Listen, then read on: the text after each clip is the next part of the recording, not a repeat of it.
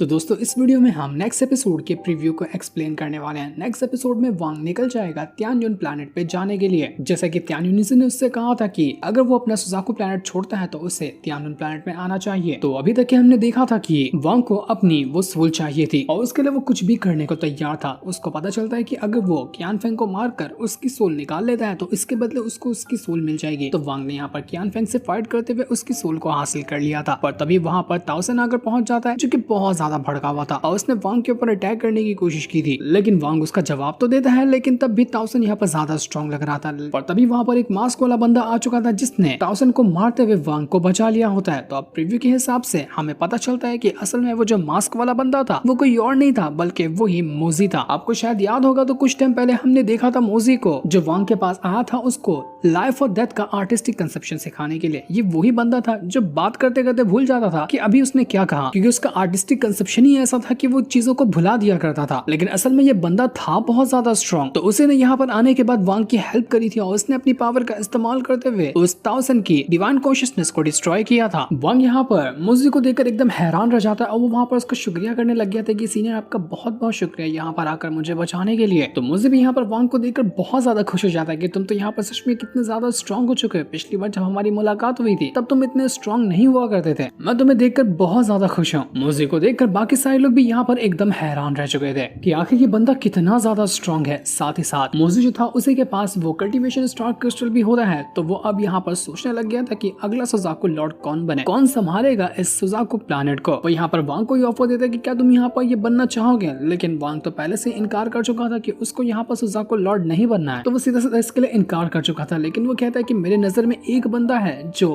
पूरी तरह से दावेदार है यहाँ का सुजाकू लॉर्ड बनने के लिए। तो मैं चाहता हूँ कि आप उसको यहाँ का सुजाकू लॉर्ड बना दीजिए। और वो बंदा कोई और नहीं बल्कि वू टाई है। उसने यहाँ पर वू टाई को नॉमिनेट किया था कि वो यहाँ पर अगला सुजाकू लॉर्ड बने। तो ये सुनकर वू टाई बिल्कुल ही खुश हो जाता है। उसको बहुत अच्छा भी लग रहा था और वो वांग को लेकर इमोशनल भी हो चुका था कि वांग कितना अच्छा इंसान है, इतनी बड़ी अपॉर्चुनिटी वो यहाँ पर उससे देना चाह रहा है। तो इसके लिए वू टाई बिल्कुल ही तैयार था और इससे मोजी को भी कोई परेशानी नहीं होती क्योंकि वू टाई भी अच्छा इंसान है। तो वो यहाँ पर पूरी अच्छी तरह से सुजाकू प्लैनेट को हैंडल कर सकता है। इस वजह से जो भी समारोह वगैरह किया जाता उसके बाद करते हुए वू टाई को अगला सुजाकू लॉर्ड बना दिया गया था। वू टाई बन चुका था यहाँ का अगला सुजाकू लॉर्ड। ये होते साथ ही वांग भी काफी ज्यादा खुश हो जाता है और वो अपने सारे वेपन्स को तैयार करने लग जाता है क्योंकि अब उसको किसी भी टाइम पे निकलना था इस सुजाकू प्लैनेट को छोड़कर तियानयुन प्लैनेट पे जाने के लिए। लेकिन उसको ये भी पता था कि वहाँ पर जाना इतना आसान नहीं होगा, वहाँ पर काफी ज्यादा खतरनाक कल्टीवेटर हो सकते हैं और उसका सोल फ्लैग भी कंप्लीट नहीं हुआ है। तो पहले टाइम निकाल कर उसके बाद जितने भी वेपन वगैरह थे, जितनी भी चीजें होती है, वो उन सभी को ठीक करने और उनको रिकवर करने की कोशिश करता है ताकि पूरी तैयारी के साथ वो तियानयुन प्लैनेट पे जाए। साथ ही साथ जब वो अपने उस सोल के पास आकर देखता है जिसको उसने काम दिया था कि वो सुजाकू टोम के अंदर जो बहुत सारी स्वॉर्ड्स मिलकर एक अजीब सा वेपन बनाई थी उसको कंट्रोल करने का, तो वो सोल इस चीज में कामयाब हो चुका था। ना कि वो सिर्फ उसको कंट्रोल करता है बल्कि उस वेपन के अंदर से एक छोटी सी स्पिरिट भी बाहर निकल कर आती है। वो यहाँ पर उस सोल की दोस्त बन चुकी थी। तो ये देखकर वांग काफी ज्यादा खुश हो जाता है कि तो बहुत अच्छी बात है। अगर यहाँ पर सोल ने उस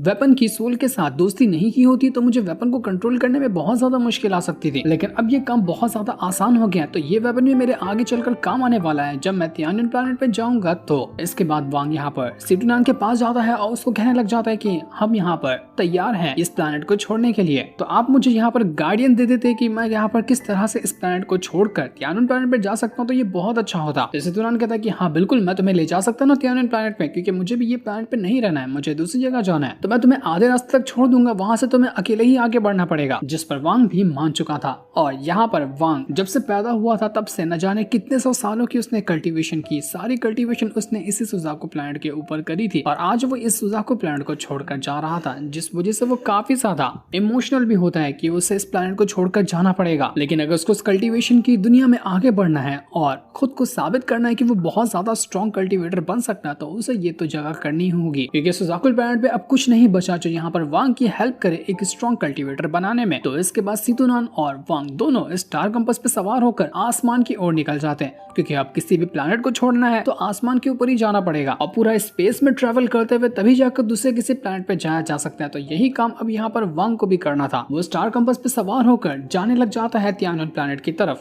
लेकिन जाहिर सी बात है कि वांग का जो स्टार कंपास था वो उतना ज्यादा स्ट्रॉन्ग नहीं था कि वो आराम से उसे तियानयुन प्लैनेट तक ले जा सके। उसके अंदर कुछ एलिमेंट अभी भी कम थे और जब तक कि वो बराबर नहीं होंगे तब तक के ये स्टार कंपास वांग को आराम से तियानयुन प्लैनेट तक के नहीं ले जा पाएगा।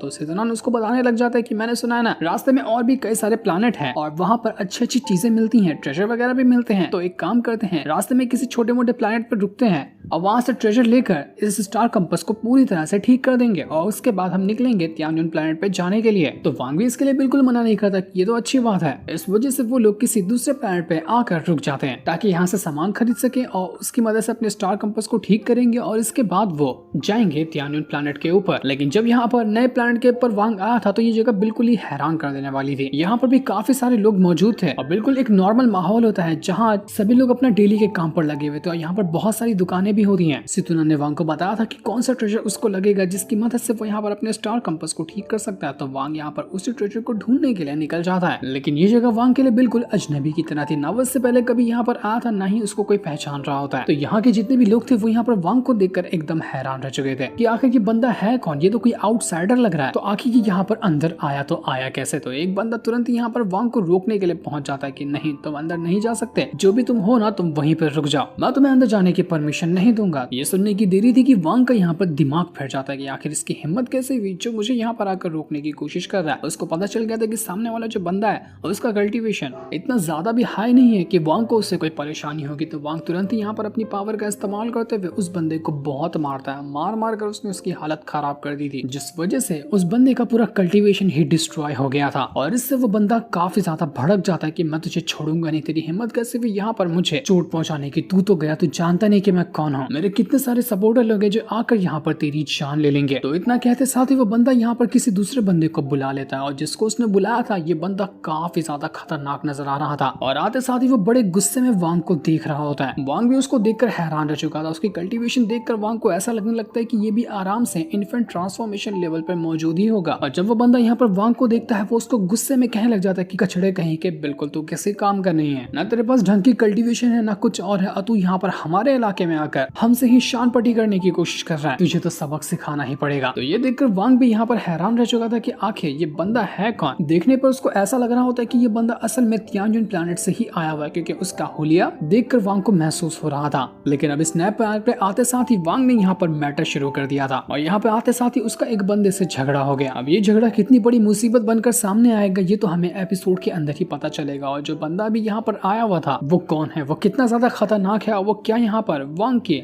वाट लगा देगा, ये सारी चीजें हमें एपिसोड के अंदर पता चलने वाली है कि क्या वांग यहाँ का मैटर शांत करके तियानजुन प्लैनेट पे जा पाता है या फिर नहीं जा पाता। जिस सीन को दिखाते साथ ही ये प्रीव्यू वाला एपिसोड यहीं पर एंड हो जाता है। Thanks for watching.